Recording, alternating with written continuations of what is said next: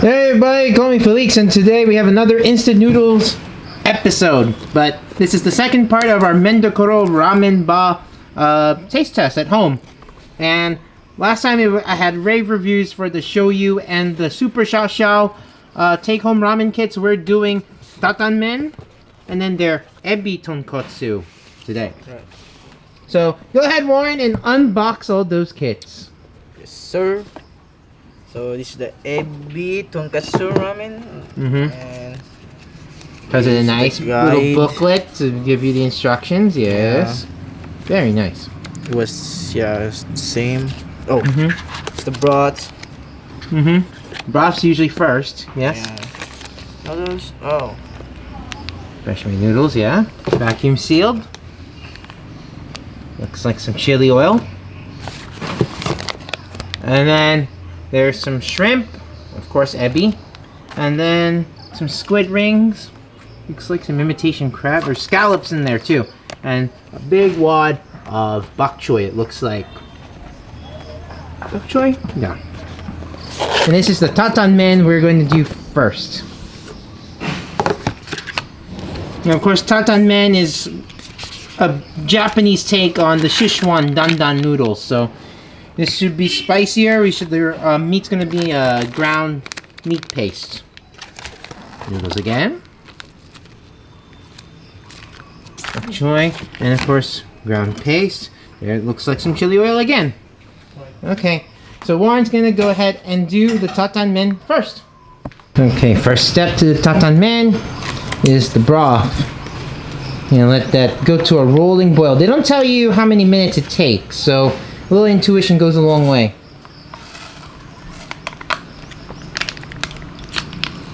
It's the same tonkotsu broth. We're gonna let this come to a nice boil. And then usually with these vacuum sealed ingredients, you're warming them up for about 30 seconds. Should be all well and good. Noodles go for about a minute 30, right? 1 minute and 30 seconds. Yes, a minute 30 seconds. So we're gonna let this come to a boil first so we can time it so that when our noodles are ready, we have piping hot Tantanmen. Okay, broth is ready. Just need to put our noodles in for 90 seconds. Yeah, 90 seconds. Okay, all of it.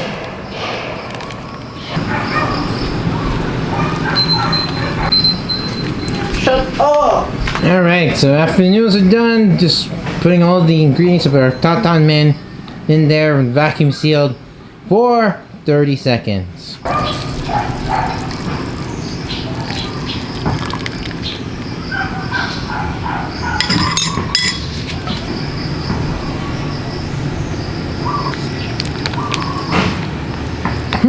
Oops. Ooh la la, look at that. Let's go eat this up. Warren is gonna go ahead and do his Ebitomkotsu in a little bit.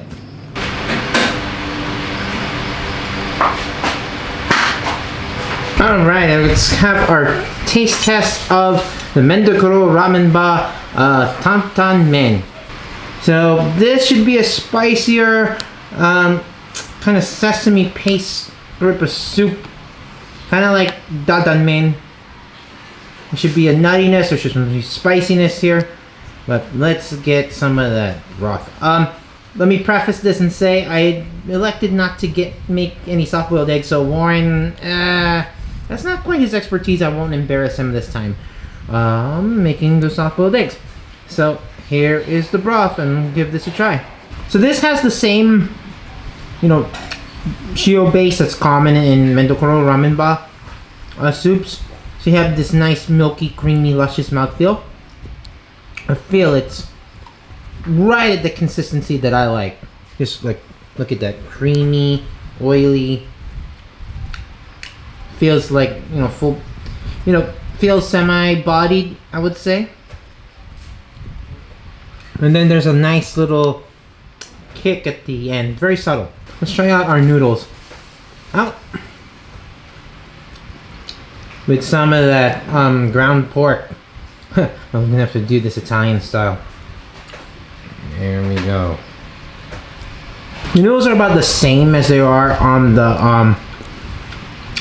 other ramen on the menu. You know, like the shoyu and the super chashu. They're kind of not too thin. They have that nice thickness and chew. Just enough thickness to give enough elasticity. There's a nice bit of chew, not too firm, not too soft. Right at al dente. Very good noodles. I'm gonna take some more of this meat paste, ground pork meat paste.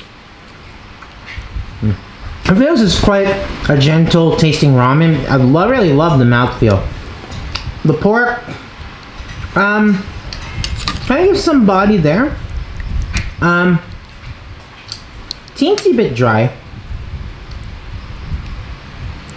Where everything else about it really luscious. But that broth is nice, porky, creamy, rich. The right amount of oiliness there. As for that spice, there's not really a big pepper. There's not really a big peppery kick. That's the reason why I kind of say it's quite a gentle taste. Simple, but really, really good. I'll try it with some bok choy and noodle. A little bit of minced pork there. Now bok choy, of course, lending some needed texture, that fresh crisp. I feel all in all, it's a good plated, another good bowl of noodles. I wish there were a little more aromatics, like, you know, especially like the scallion here. I wish it was a little more nutty, a little more spicy. Other than that, I mean, I really like the texture of the soup the most. Really creamy mouthfeel. Here, I don't need to say too much here. We'll go for Ebitomkotsu ramen right after this, and Lauren's gonna prepare that. If there are any final thoughts on the Tantanmen, I'll let you know. Really solid. I just wish it was a little spicier, a little nuttier, and needs a little more fragrance, a little more produce, I think, to complete it. All right, back to the next. And this is the last one, and I'm kind of dreading this one. Normally because not a fan of seafood ramen, but I did try it. I did get one just because of the quality of the maker, Mendokoro. So this is the Ebi Tonkotsu. You can see there's shrimp, some imitation crab, there's squid and scallop. And basically what this is it's built upon the tonkotsu base. That's, again, creamy, milky, really,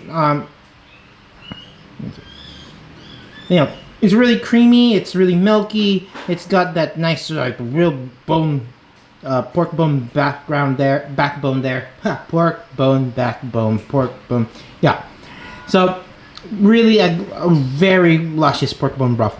And then what they do is they add shrimp heads here. So let's move this around. Kind of reminds you of cioppino, that Italian-American dish in San Francisco. That's what it kind of, reminds me of, kind of off the bat. And this sort of looks like a tomato bisque sort of ramen. Okay. Seeing that it's made with the same soup base, I'm just going to use the same fork and spoon. Why not? Try out this broth. See what type of broth we have. It should be a little more shrimpy. It tastes very redolent of toasted shrimp heads. But there's nothing off-putting about that. Just all throughout, just like this nice, prawn cracker kind of taste, like a fresh prawn cracker. Taste rolling around the tongue, and there's really just a big hit of that, and then you get that same luscious mouthfeel. There's a mosquito here. Sorry, this kind of, as the day is fading out there, the mosquitoes are showing up. Okay, so I didn't really plan it that way, but So very hot September. It's September, and it's the end of September. Right at it, end of September and October. You know, almost the time when the dry season comes around. Always wonderful to behold. Okay, back to that broth again. Really dig that shrimp head flavor. You know, when it's fried and it's toasted. You know, that savory saltiness just stays there. Kind of fades and then has like a creamy finish. Lingering with that, you know, seafood taste. I really like that. And nothing off-putting about it, just that, you know, saline saltiness. Let's have some of those noodles now. And once again, they eat in the broth, pretty much eating into those noodles. It's like fresh bready type noodles. You get that little prawn cracker saltiness that's there. It's quite lovely. Now, time to have some of our shrimp.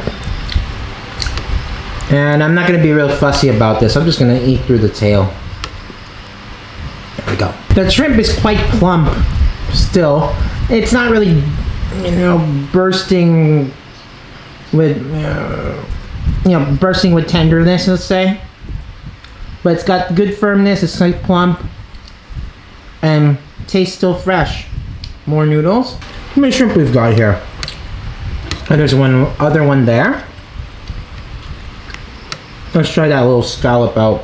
Again, it's eaten up that shrimp head pork bone broth. I'm not really getting a ton of pork. It's just there is that, you know, accentuating creaminess. That's what that pork bone broth is there for. Let's have some of that squid and a little bit of imitation crab. So once again, all the seafood here just suffused nicely with that shrimp head stuff, just immersed in that. And really get that toasted shrimp head quality throughout. That nice soft crab stick. It's kind of dissolving, but there's more of that gentle yet pronounced shrimp head broth. Get more of our produce here. And one more of the shrimp, and then I'm gonna tell you my final thoughts on all this. Or I'm gonna finish this bowl and then give some final thoughts. But here's that other shrimp I'm gonna have. You know, I think it's just fitting and complete if you include eating that tail shell. There's all those shrimp heads that went in it. But yeah, for me, you know, the shrimp could be juicier, but I like the plumpness of it. Sweet, fresh enough. I'm gonna enjoy my noodles, and I'll give you the final thought on the Ebitomkotsu ramen, and then also this finished Tantanmen. Back in a bit. Two really good bowls of, believe it or not, take-home kit noodles from Mendokoro Ramenba. As you can see, totally empty. At Tantanmen, I already told you, very solid. Just needs some more ingredients to lift it. I think this Ebitomkotsu, however, I think once you get past like the shoyu ramen and the super chashu, this might be my second favorite. And what I was dreading was it was going to be too seafoody, but everything held in check, just so balanced. Really love that robust shrimp head flavor throughout the broth. I guess if there's room for improvement, I love some big tiger prawns in there, but that's really nitpicking. So Mendokoro Ramenba, I really love their take-home kits. They are restaurant quality. Really, some of the best, I think, of the take-home ramen kits so far that I've tried. Maybe I'll get to do Ippudo. Ichiran I do have, but I need to make something, and of course, maybe some shashao pork. So, if that's any incentive for you to subscribe for any of those videos, then please hit that subscribe button. That really helps a lot, and stay tuned for more of definitely food videos of the instant noodle variety, maybe the gourmet instant noodle variety, just like these two bowls of noodles. Maybe I'll be a completist and see whatever Mendokoro Ramenba take-home kits there still are to try. And then of course we do have more luxurious stuff, and I hope to do more local Ilocano foods that are pretty unique. I hope so. And of course for more travel videos as well, hopefully in time. So again, if you like this video, thumbs up. Please give me a thumbs up, as that really helps a lot. And subscribing is even better. And hit that little bell icon if you will, to get those notifications too, because we do have some really interesting videos. I mean, we have a box of durian right there. We're gonna do certain things with durian other than just taste them. And you stay tuned for that. We're trying to make Malaysian curry out of it. And we have a special recipe that I think could use some introducing in the Philippines. A good old American classic. Without a durian? Why not? So get in on the ground floor, like, share, subscribe, all that jazz that you do, all that voodoo that you do. And so until next time, keep cool but care. Remember, the empire never ended.